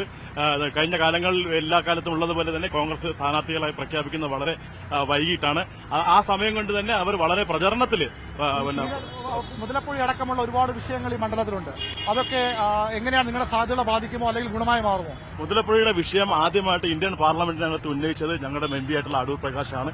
അതിന്റേതായ റിസൾട്ട് ഉണ്ടായിട്ടുണ്ട്. പഠന റിപ്പോർട്ട് അവതരിപ്പിക്കാൻ വേണ്ടി വളരെ വലിയ ഏജൻസികളൊക്കെ കേന്ദ്ര സർക്കാർ ഇവിടെ വിട്ടിട്ടുണ്ടായിരുന്നു. അതിന്റെയൊക്കെ ഭാഗമായിട്ട് പല കാര്യങ്ങളും ഒരു ദിവസം വിജയം ഉറപ്പാണെന്നാണ് നിങ്ങൾ പറയുന്നത്? 100% സർവേ റിപ്പോർട്ടുകളും അടൂർ പ്രകാശ് എം പിക്ക് അനുകൂലമാണ്. നമ്മൾ പ്രചരണത്തിൽ കുറച്ച് പിന്നിലോട്ടുണ്ട്. അത് കാരണം സ്ഥാനാർത്ഥിയെ പ്രഖ്യാപിക്കാൻ വളരെ വൈകിയത് കൊണ്ടാണ്. പക്ഷേ അതെല്ലാം ഒറ്റ റൗണ്ട് കൊണ്ട് തിരിച്ചു പിടിച്ചിരിക്കുകയാണ് എന്നാണ് ഞങ്ങൾക്ക് പറയാനുള്ളത്. അതുതന്നെയാണ്, വലിയ ആത്മവിശ്വാസത്തിലാണ് ആറ്റിങ്ങലിലെ UDF ക്യാമ്പ്, UDF പ്രവർത്തകർ. ഇത്തവണയും ആറ്റിങ്ങൽ ഇടത് കോട്ടയാണ്. ആറ്റിങ്ങൽ രാഷ്ട്രീയമായി ഇടതുമുന്നണിക്ക് CPM-ന് വലിയ മേൽക്കൈയുള്ള മണ്ഡലമാണ്. കഴിഞ്ഞ തവണ അട്ടിമറി വിജയമാണ് ഇവിടെ അടൂർ പ്രകാശ് നേടിയത്. ലോക്സഭാ തെരഞ്ഞെടുപ്പിന്റെ ആദ്യഘട്ട വോട്ടെടുപ്പ് നാളെയാണ്. 21 സംസ്ഥാനങ്ങളിലായി 102 മണ്ഡലങ്ങളിലാണ് ആദ്യഘട്ടത്തിൽ വോട്ടെടുപ്പ് നടക്കുക. തമിഴ്നാട്ടിൽ ഒറ്റഘട്ടമായാണ് തെരഞ്ഞെടുപ്പ്. രാജസ്ഥാനിലെ 12 മണ്ഡലങ്ങൾ, മധ്യപ്രദേശിലെ 6 മണ്ഡലങ്ങൾ, അസമിലെ 5, ബീഹാറിലെ 4 നാളെ വോട്ടെടുപ്പ് നടക്കും. ഉത്തർപ്രദേശിലെ 8 മണ്ഡലങ്ങളിലും ആദ്യഘട്ടത്തിലാണ് വോട്ടെടുപ്പ് നടക്കുന്നത്. കൂടുതൽ വിവരങ്ങൾ നൽകാൻ സുവി വിശ്വനാഥ് ചേരുകയാണ് ന്യൂസ് ഡെസ്കിൽ നിന്ന്. സുവി, നാളത്തെ മണ്ഡലങ്ങളുടെ കാര്യം നോക്കുമ്പോൾ 2019 NDAയേക്കാൾ ഇപ്പോഴത്തെ ഇന്ത്യ സഖ്യത്തിനാണല്ലോ ഈ 102 മണ്ഡലങ്ങളിൽ കൂടുതൽ സീറ്റുകൾ കിട്ടിയിരിക്കുന്നത്. അതിന് കാരണം തമിഴ്നാട്ടിൽ നാളെ വോട്ടെടുപ്പ് നടക്കുന്നു എന്നുള്ളതാണ്. എങ്ങനെയാണ് പൊതുവെ ഈ വോട്ടെടുപ്പിൻ്റെ തലേ ദിവസം ഈ മണ്ഡലങ്ങളിലെ ഒരു സ്ഥിതി ഇപ്പോൾ പറയുവാൻ കഴിയുന്നത്?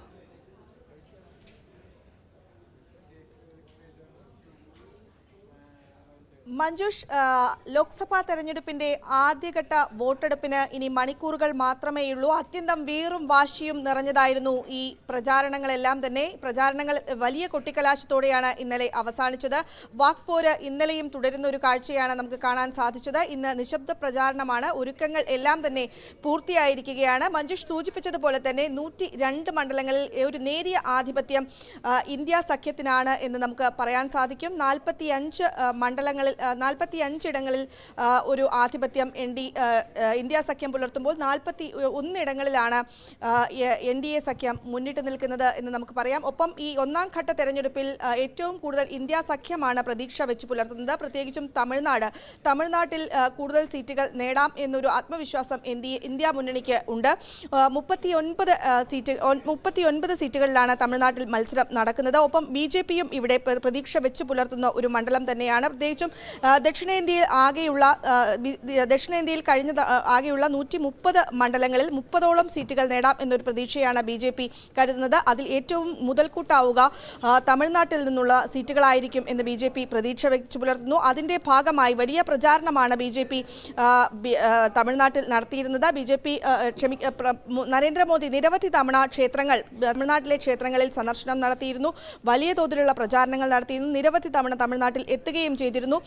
ഒപ്പം അണ്ണാമലൈ കോയമ്പത്തൂരാണ് മത്സരിക്കുന്നത്. അവിടെയും മോദിയുടെ റോഡ് ഷോയും മറ്റും ഉണ്ടായിരുന്നു. വലിയ പ്രചാരണം BJP നടത്തുന്നു. അവിടെ കിട്ടുന്ന ഓരോ സീറ്റും വലിയ ബോണസായി തന്നെ മാറും എന്നൊരു പ്രതീക്ഷ BJP വെച്ചു പുലർത്തുന്നുണ്ട്. പ്രത്യേകിച്ചും 400-ലധികം സീറ്റുകൾ നേടാൻ കഴിയും എന്നൊരു പ്രതീക്ഷയാണ് BJP ഇത്തവണ പറയുന്നത്. അതിൽ ദക്ഷിണേന്ത്യയിൽ നിന്ന് കൂടുതൽ സീറ്റുകൾ സമാഹരിക്കാൻ കഴിയുക തമിഴ്നാട്ടിൽ നിന്നാണ് എന്നാണ് BJP കരുതുന്നത്. ഏതായാലും 12 മണ്ഡലങ്ങളിലാണ് രാജസ്ഥാനിൽ ഇത്തവണ വോട്ടെടുപ്പ് നടക്കുന്നത്. അതിൽ 2019 അപേക്ഷിച്ച് ഒരു നേരിയ ഒരു മുൻതൂക്കം ലഭിക്കും എന്നൊരു പ്രതീക്ഷ ഇന്ത്യ മുന്നണിയും വെച്ചു പുലർത്തുന്നുണ്ട്. ഒപ്പം BJP-യും അവിടെ വലിയൊരു പ്രതീക്ഷ വെച്ചു പുലർത്തുന്നുണ്ട്. ഏതായാലും ഏകീകൃത സിവിൽ കോഡ് ഉൾപ്പെടെയുള്ള കാര്യങ്ങൾ മുൻനിർത്തിക്കൊണ്ടായിരുന്നു ഉത്തരാഖണ്ഡിൽ പ്രചാരണം നടത്തിയിരുന്നത്. വലിയ NDAക്ക് വലിയ പ്രതീക്ഷ ഇവിടെയുമുണ്ട്. അസമിലും ത്രിപുരയിലുമായിരുന്നു കഴിഞ്ഞ ദിവസങ്ങളിൽ മോദി പ്രചാരണത്തിനെത്തിയിരുന്നത്. ഈ അസമിലും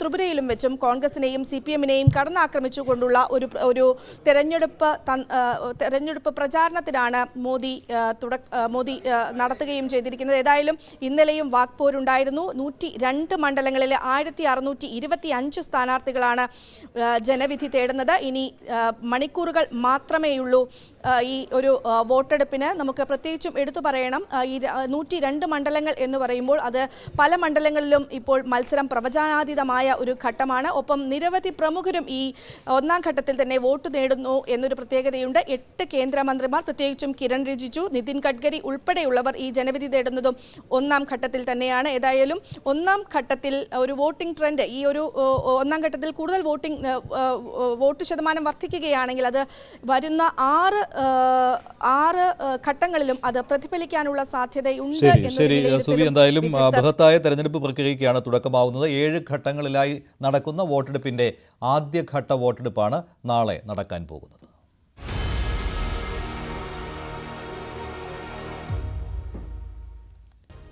Political Grand Finale, co-presented by Berger Paints, 100 years of trust, powered by ICL FinCorp. ICL FinCorp, the intelligent choice. Educational partners, IBIS Group of Educational Institutions.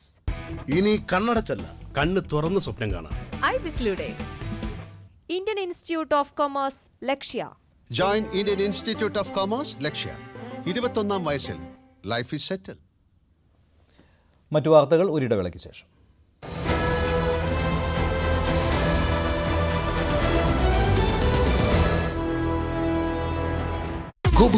ഇന്ത്യയെ ആരും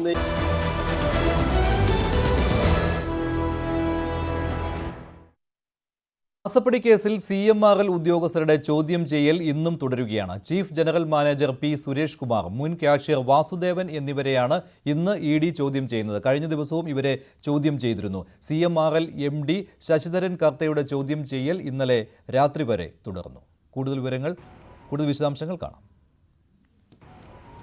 മാസപ്പടി കേസിൽ ED നടപടികൾ തുടരുകയാണ്. CMRL ഉദ്യോഗസ്ഥരെ തുടർച്ചയായ ദിവസങ്ങളിലും ചോദ്യം ചെയ്യലിലേക്ക് അത് തുടർന്നുകൊണ്ടേയിരിക്കുകയാണ്. ഇന്ന് രാവിലെ ചീഫ് ജനറൽ മാനേജറായ P. സുരേഷ് കുമാർ, അതോടൊപ്പം തന്നെ മുൻ കാഷ്യർ വാസുദേവൻ എന്നിവരോട് ഹാജരാകാൻ ആവശ്യപ്പെട്ടിരുന്നു. അവർ ഹാജരായിട്ടുണ്ട്. കഴിഞ്ഞ ദിവസങ്ങളിലും ഇവരോട് ഹാജരാകാൻ നിർദ്ദേശം നൽകിയതനുസരിച്ച് അവർ എത്തിയിരുന്നു. ഈ തുടർച്ചയായ ചോദ്യം ചെയ്യൽ കൂടുതലും തന്നെയും എന്തായിരുന്നു എക്സാലോജിക്കുമായുള്ള കരാർ സംബന്ധിയായ കാര്യങ്ങൾ എന്നതിനെ ആശ്രയിച്ചാണ്. ആ ഉത്തരത്തിലേക്ക് എത്തുക എന്ന് തന്നെയാണ് ED ലക്ഷ്യമിടുകയും ചെയ്യുന്നത്. ഇതിൽ കഴിഞ്ഞ ദിവസങ്ങളിൽ 5 ഉദ്യോഗസ്ഥരെയാണ്, CMRLന്റെ 5 ഉദ്യോഗസ്ഥരാണ് EDക്ക് മുന്നിലേക്ക് വന്നിട്ടുള്ളത്. ഇവരുടെ ചോദ്യം ചെയ്യലുകൾ ഓരോ ദിവസവും തുടർന്നുകൊണ്ടേയിരിക്കുന്നു. കഴിഞ്ഞ ദിവസങ്ങളിൽ ഏറ്റവും പുതിയ ഒരു ഡെവലപ്മെന്റ് എന്ന് പറയുന്നത് ഇതിൻ്റെ ഉടമ MDയെ ശശിധരൻ കർത്തയെ ചോദ്യം ചെയ്തതാണ്. ശശിധരൻ കർത്തയെ വീട്ടിലെത്തിയാണ് ചോദ്യം ചെയ്തത്. അതിൻ്റെ ഒരു സാഹചര്യം നാളെ ഈ കേസ് ഹൈക്കോടതിയുടെ പരിഗണനയിലേക്ക് വരുന്നുണ്ട്. ശശിധരൻ കർത്തയുടെ ഹർജി അടക്കം കോടതിയുടെ പരിഗണനയിലേക്ക് വരുന്നുണ്ട്. അതിന് മുൻപ് തന്നെ വീട്ടിലെത്തി ചോദ്യം ചെയ്യുക എന്ന രീതിയിലേക്കാണ് ED നീങ്ങിയത്. ഇന്നലെ പിടിച്ചെടുത്ത ചില രേഖകളുണ്ട്. അത് പ്രധാനമായും തന്നെ എക്സാലോജിക്കുമായി ബന്ധപ്പെട്ടതാണ്. അതിൻ്റെ ഒരു കരാർ സംബന്ധിയായ കാര്യങ്ങളാണ്. അതുമായി ബന്ധപ്പെട്ട രേഖകളുടെ പരിശോധന, ഇന്നലെ പിടിച്ചെടുത്ത രേഖകളുടെ പരിശോധനയടക്കം EDയിൽ നടന്നു വരികയാണ്. ഈ സാഹചര്യത്തിൽ കൂടിയാണ് ഈ 2 ഉദ്യോഗസ്ഥരെ ഇന്ന് ചോദ്യം ചെയ്യാനായിട്ട് ഇന്ന് ED ഓഫീസിലേക്ക് വിളിപ്പിക്കുകയും ചെയ്തത്. എക്സാലോജിക്കിന് നൽകിയ 1,72,00,000 രൂപ, അതിൻ്റെ ഒരു കാരണം എന്തായിരുന്നു, എന്ത് സേവനമാണ് നൽകിയത് എന്നതടക്കമുള്ള കാര്യങ്ങളിൽ ഇതുവരെയും കൃത്യമായൊരു വിശദീകരണത്തിലേക്ക് എത്താൻ CMRLനെ കഴിഞ്ഞിട്ടില്ല എന്ന് തന്നെയാണ് വിവരം. അതുതന്നെയാണ് EDയുടെ അന്വേഷണവും ഈ ഘട്ടത്തിൽ നീണ്ടുപോവുകയും ചെയ്യുന്നത്. വളരെ പെട്ടെന്നുള്ള നടപടികളാണ് EDയുടെ ഭാഗത്തുനിന്ന് ഇന്നലെ ഉണ്ടായത്. തുടർച്ചയായ ദിവസങ്ങളിലുള്ള ചോദ്യം ചെയ്യലുമായി ED മുന്നോട്ട് പോകുന്നു. എക്സാലോജിക്കിലേക്കും മുഖ്യമന്ത്രിയുടെ മകൾ വീണ വിജയൻ്റെ ഉടമസ്ഥയുള്ള സ്ഥാപനം എക്സാലോജിക്, ഇതിലേക്കെല്ലാം തന്നെ എത്ര താമസമാണ് ഇനി EDക്ക് എത്താൻ എന്നൊരു ചോദ്യമാണ് ബാക്കി നിൽക്കുകയും ചെയ്യുന്നത്. എന്തായാലും ഇതുമായി ബന്ധപ്പെട്ടുകൊണ്ടുള്ള ഇപ്പോഴുള്ള ED നടപടികൾ വളരെ വേഗത്തിലാണ്. അതോടൊപ്പം തന്നെ ഈ നടപടികൾ വളരെ നിർണായകവുമാണ് ഈ കേസിനെ സംബന്ധിച്ചിടത്തോളം. ഇറാൻ പിടിച്ചെടുത്ത ഇസ്രായേൽ കപ്പലിൽ കുടുങ്ങിയ മലയാളികളുടെ മോചനത്തിനായി കേന്ദ്ര സർക്കാർ ഇടപെടൽ ശക്തമാക്കിയിട്ടുണ്ടെന്ന് V. മുരളീധരൻ. സർക്കാരും എംബസിയും മലയാളികളുടെ മോചനത്തിനായുള്ള ശ്രമങ്ങൾ തുടരുകയാണ്. വൈകാതെ മോചനം സാധ്യമാകുമെന്നും V. മുരളീധരൻ പറഞ്ഞു. ഇസ്രായേലി കപ്പൽ ഇറാൻ പിടിച്ചെടുത്തതുമായി ബന്ധപ്പെട്ട് അതിലുള്ള 17 ഇന്ത്യക്കാർ ആ 17 ഇന്ത്യക്കാരിൽ 4 മലയാളികളും ഉൾപ്പെടും. അവരുടെ മോചനത്തിന് വേണ്ടിയിട്ടുള്ള ശ്രമങ്ങൾ തുടരുകയാണ്. കേന്ദ്ര സർക്കാർ എല്ലാ മാർഗങ്ങളും ഉപയോഗിച്ചുകൊണ്ട് അവരുടെ മോചനം ഉറപ്പാക്കാൻ വേണ്ടിയിട്ടുള്ള പരിശ്രമമാണ് നടത്തിക്കൊണ്ടിരിക്കുന്നത്. ഇന്ത്യയുടെ എംബസി ഇറാൻ അധികൃതരുമായും വിദേശകാര്യ വകുപ്പുമായും ബന്ധപ്പെട്ടുകൊണ്ട് അവരുടെ മോചനം സാധ്യമാക്കാനാണ് പരിശ്രമിച്ചുകൊണ്ടിരിക്കുന്നത്. കേരയിൽ അട്ടിമറിക്കാൻ 150 കോടി രൂപ കൈക്കൂലി വാങ്ങിയെന്ന പ്രതിപക്ഷ നേതാവിനെതിരായ PV അൻവറിന്റെ ആരോപണം വിജിലൻസ് അന്വേഷിക്കണം എന്നുള്ള ഹർജി തള്ളി. തിരുവനന്തപുരം പ്രത്യേക വിജിലൻസ് കോടതിയാണ് ഈ അപേക്ഷ തള്ളിയത്. കൂടുതൽ വിവരങ്ങൾ VV വിനോദ് നൽകും. വിനോദ്, അന്ന് PV അൻവർ ഈ വിഷയം ഉന്നയിച്ചപ്പോൾ സതീശിനെതിരെ തെളിവുകളൊന്നും പുറത്തുവിടാൻ കഴിഞ്ഞിരുന്നില്ല. കോടതിയിലും സമാനമായ അവസ്ഥയാണോ ഉണ്ടായത്? മഞ്ജുഷ്, ഇതൊരു ഉണ്ടയില്ല വെടിയെന്ന ആരോപണമാണ് കോൺഗ്രസ് ആദ്യം മുതൽ ഉന്നയിച്ചത്. നിയമസഭയ്ക്കുള്ളിൽ തന്നെ VD സതീശൻ കൃത്യമായി മറുപടി പറയുകയും ചെയ്തു. അങ്ങനെ എന്തെങ്കിലും തെളിവുണ്ടെങ്കിൽ കൊണ്ടുവരണം. അദ്ദേഹം അത് പരിഹസിച്ച് തള്ളുകയാണ് ആ സമയത്ത് ചെയ്തത്. ഏതായാലും ഇപ്പോൾ വിജിലൻസ് കോടതി ഈ ഹർജി കൂടി തള്ളിയിരിക്കുന്നു. അതായത് കർഷക കോൺഗ്രസിന്റെ നേതാവായ ഹഫീസാണ് ഈ ഹർജിയുമായി കോടതിയെ സമീപിച്ചത്. പക്ഷേ ഇങ്ങനെ ഈ 150 കോടി രൂപ കൊണ്ടുവന്നത് കോയമ്പത്തൂരിൽ നിന്ന് തൃശ്ശൂരേക്ക് കൊണ്ടുവന്നു എന്ന നിലയ്ക്കൊക്കെയുമായിരുന്നു ആരോപണങ്ങൾ ഉയർന്നത്. സംസ്ഥാനത്തിന് പുറത്തു നിന്ന് തൃശ്ശൂർ എത്തിക്കുകയും അവിടെ VD സതീശൻ ആ തുക വാങ്ങുകയും പിന്നീട് ഇത് വിതരണം ചെയ്തു എന്നതടക്കമുള്ള ആരോപണമായിരുന്നു. മുഖ്യമന്ത്രി കസേര ലക്ഷ്യമിട്ടാണ് ഇത്തരമൊരു നീക്കം നടത്തിയത് എന്ന ആരോപണം കൂടി ഉന്നയിച്ചു. കേരളയിൽ അട്ടിമറിക്കുന്നതിന് വേണ്ടിയുള്ള നീക്കം, ഈ തരത്തിലായിരുന്നു ആരോപണം. ഏതായിരുന്നാലും ഇങ്ങനെ ഒരു ആരോപണത്തിൽ യാതൊരുവിധ തെളിവുമില്ല, അല്ലെങ്കിൽ അന്വേഷണത്തിന് സഹായിക്കുന്ന രേഖകളോ മറ്റു വിവരങ്ങളോ ഒന്നും തന്നെ ഹർജിക്കാരന് ഹാജരാക്കാൻ കഴിഞ്ഞിട്ടില്ല. അതുകൊണ്ട് തന്നെ ഈ കേസ് പരിഗണിക്കുന്നില്ല, ഈ ഹർജി അനുവദിക്കാൻ കഴിയില്ല എന്ന നിലപാടെടുത്താണ് ഹർജി വിജിലൻസ് കോടതി തള്ളിയത്. മഞ്ജു, ശരി വിനോദ്, എന്തായാലും VD സതീശിനെതിരെ വിജിലൻസ് അന്വേഷണം വേണമെന്ന ആവശ്യമാണ് വിജിലൻസ് കോടതി തള്ളിക്കളഞ്ഞത്. കോഴിക്കോട് മെഡിക്കൽ കോളേജ് ആശുപത്രിയിൽ ICUവിൽ പീഡനത്തിനിരയായ അതിജീവിത പോലീസ് കമ്മീഷണർ ഓഫീസിന് മുന്നിൽ കോഴിക്കോട്ട് സമരം തുടങ്ങി. ഡോക്ടർ KV പ്രീതിക്കെതിരായുള്ള അന്വേഷണ റിപ്പോർട്ട് കിട്ടണം എന്നാവശ്യപ്പെട്ടാണ് സമരം. അന്വേഷണ റിപ്പോർട്ട് കിട്ടും വരെ സമരം തുടരുമെന്ന് അതിജീവിത പറഞ്ഞു. കഴിഞ്ഞ ജൂലൈയിലാണ് ഞാൻ പരാതി കൊടുത്തത് ഡോക്ടർ പ്രീതിക്കെതിരെ. അതിൻ്റെ അന്വേഷണ റിപ്പോർട്ട് ആവശ്യപ്പെട്ട് ഞാൻ ACP മുതൽ വിവരാവകാശ കമ്മീഷൻ വരെ പോയി. DGPക്കും ADGPക്കും കമ്മീഷണർക്ക് തന്നെ പലതവണ ഞാൻ അപേക്ഷ കൊടുത്തിട്ടുള്ളതാണ്. പക്ഷേ ഇതുവരെ അതിൻ്റെ റിപ്പോർട്ട് എനിക്ക് ലഭിച്ചിട്ടില്ല. അത് എനിക്ക് തരാൻ പറ്റില്ല എന്നാണ് ഇവർ പറയുന്നത്. അപ്പോൾ ആ റിപ്പോർട്ടിനായിട്ടാണ് ഞാൻ സമരം. അന്വേഷണത്തിൽ വലിയ കഴമ്പില്ല എന്നല്ലേ അവർ നേരത്തെ പറഞ്ഞു? അല്ല, പരാതിയിൽ കഴമ്പില്ലെങ്കിൽ ആ റിപ്പോർട്ട് എനിക്ക് തരുന്നതിന് ബുദ്ധിമുട്ടില്ലല്ലോ. ആ റിപ്പോർട്ട് എനിക്ക് തരട്ടെ, അപ്പോൾ അതിൽ കഴമ്പുണ്ടോ ഇല്ല എന്നുള്ളത് നോക്കാമല്ലോ. ഈ പ്രീതിക്കെതിരെ ഇങ്ങനെ ഒരു പരാതി കൊടുക്കാനുണ്ടായിരുന്നു. അവർ ഞാൻ പറഞ്ഞ കാര്യങ്ങളൊന്നും രേഖപ്പെടുത്തിയിട്ടില്ല. പിന്നെ അതുപോലെ തന്നെ ഒരു ശാസ്ത്രീയമായിട്ടുള്ള ഒരു പരിശോധന നടത്തിയിട്ടില്ല. അപ്പോൾ ഇങ്ങനെ ഒരു പീഡനം നടന്നിട്ടില്ല എന്നുള്ള ഒരു റിപ്പോർട്ടാണ് അവർ കൊടുത്തിട്ടുള്ളത്.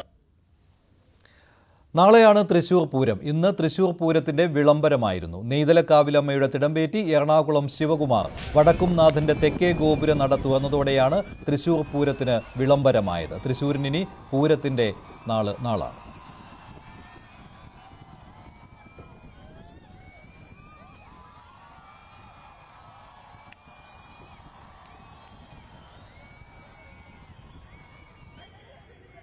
പൂരത്തിന് വിളംബരമായി. തൃശ്ശൂരിൽ ഇനി പൂര ദിവസങ്ങളാണ്. പൂരത്തിന്റെ ആവേശത്തിലായിരിക്കും തൃശ്ശൂർ. ഈ തെക്കേ ഗോപുര നട തുറന്ന് നെയ്തലക്കാവിലമ്മ എത്തിയ കാഴ്ച, ആ കാഴ്ചയ്ക്ക് ശേഷം ഇപ്പോൾ പൂരത്തിന്റെ സമയമാകുന്നു. പൂര വിളംബരം നടത്തി നെയ്തലക്കാവിലമ്മ മടങ്ങി. ഇനി പൂരക്കാഴ്ചകൾ പൂരപ്രേമികളുടെ ഇഷ്ട സ്ഥലമായി മാറുകയാണ് തൃശ്ശൂരിലെ ഈ മൈതാനം, ഈ തെക്കേ ഗോപുര നടയെല്ലാം. എന്നാലും 8:30 രാവിലെ 8:30 കുറ്റൂർ ക്ഷേത്രത്തിൽ നിന്ന് എറണാകുളം ശിവകുമാറിന്റെ മുകളിലേറി തിടമ്പേറ്റി എത്തിയ നെയ്തലക്കാവിലമ്മ അല്പം ഏതാണ്ട് 1 മണിക്ക് 12 മണിയോടുകൂടിയാണ് ഈ പൂരവിളംബരം അത് നടത്തിയത്. പൂരവിളംബരത്തിന് ശേഷം ഇപ്പോൾ നെയ്തലക്കാവിലമ്മ മടങ്ങുന്നു. പൂരം തുടങ്ങി. പൂരത്തിന് വിളംബരമാക്കിക്കൊണ്ട് നെയ്തലക്കാവിലമ്മ ഈ തെക്കേ ഗോപുര നട വാതിൽ കടന്ന് എത്തി പ്രജകളെ വണങ്ങി അവർക്ക് ആവേശത്തിന്റെ കാഴ്ചയൊരുക്കി എന്നുള്ള ഏറ്റവും സന്തോഷകരം. വലിയ ആവേശത്തിലായിരുന്നു ജനങ്ങൾ, പൂരപ്രേമികൾ നെയ്തലക്കാവിലമ്മ കടന്നുവരുന്ന ആ ദൃശ്യത്തെ സ്വീകരിച്ചത്.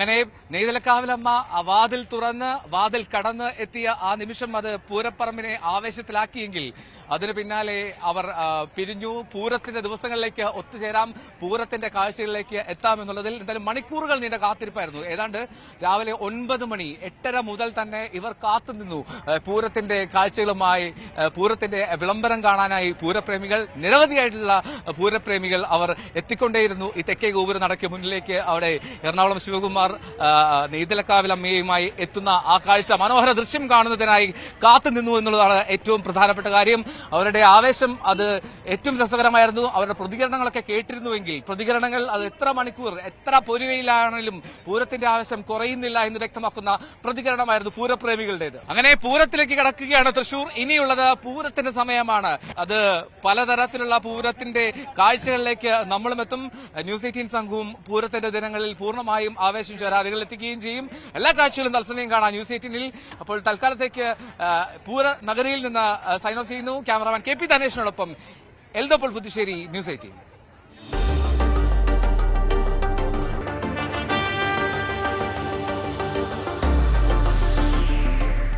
പൂരാരവം co-powered by Ponkathir food products. Ponkathir puttu soft ആകാൻ ഒരു ഗ്ലാസ് പുട്ടുപൊടിക്ക് ഒരു ഗ്ലാസ് വെള്ളം. Ponkathir food products, the brand of happiness. Amrit Veni hair elixir, സമൃദ്ധമായ മുടി ബയോടെക്നോളജിയിലൂടെ. IBIS group of educational institutions. ഇനി കണ്ണടച്ചല്ല, കണ്ണ് തുറന്ന് സ്വപ്നം കാണാം. ഐബിസിലൂടെ. And NITC. ജനനന്മയ്ക്കായി ജനകീയ സ്ഥാപനം NITC, new India travel cooperative limited. 3 ദിവസമായി UAE പെയ്ത ശക്തമായ മഴയ്ക്ക് ശമനമായിട്ടുണ്ട്. റോഡുകളിലും താമസ സ്ഥലങ്ങളിലും മറ്റ് കെട്ടിടങ്ങളിലും വെള്ളക്കെട്ട് ഇപ്പോഴും തുടരുന്നുണ്ട്. ഒമാനിൽ വെള്ളപ്പൊക്കത്തിൽ മരിച്ചവരുടെ എണ്ണം 20ആയി. റാസൽ ഖൈമയിൽ മലവെള്ളപ്പാച്ചിലിൽ ഒരാൾ മരിച്ചു. രാജ്യത്ത് റോഡ്, ട്രെയിൻ, വ്യോമഗതാഗത സംവിധാനങ്ങൾ താറുമാറായിരിക്കുകയാണ്. 75 വർഷത്തിനിടയിലെ ഏറ്റവും ശക്തമായ മഴയാണ് UAEയിൽ പെയ്തത്. സ്വർണം വെള്ളി നിരക്കുകൾ കൂടി നോക്കാം. കവിത ഗോൾഡ് ആൻഡ് ഡയമണ്ട്സ് ഇന്നത്തെ സ്വർണം വെള്ളി നിരക്കുകൾ നിങ്ങൾക്കായി സമർപ്പിക്കുന്നത്. വലിയ സ്വപ്നങ്ങൾ, വലിയ സന്തോഷങ്ങൾ, വലിയ collection. Kavitha gold and diamonds. സ്വർണം 22 ക്യാരറ്റ് ഗ്രാമിന് 6750, പവന് 54,000. സ്വർണം 18 ക്യാരറ്റ് ഗ്രാമിന് 5670, പവന് 45,360. വെള്ളി ഗ്രാമിന് 90 രൂപ, കിലോയ്ക്ക് 90,000 രൂപ. കവിത ഗോൾഡ് ആൻഡ് ഡയമണ്ട്സ് ഇന്നത്തെ സ്വർണം വെള്ളി നിരക്കുകൾ നിങ്ങൾക്കായി സമർപ്പിക്കുന്നത്. വലിയ സ്വപ്നങ്ങൾ, വലിയ സന്തോഷങ്ങൾ, വലിയ collection. Kavitha gold and diamonds. ഇടവേളയ്ക്ക് ശേഷം സ്പോട്ട് ലൈവ്.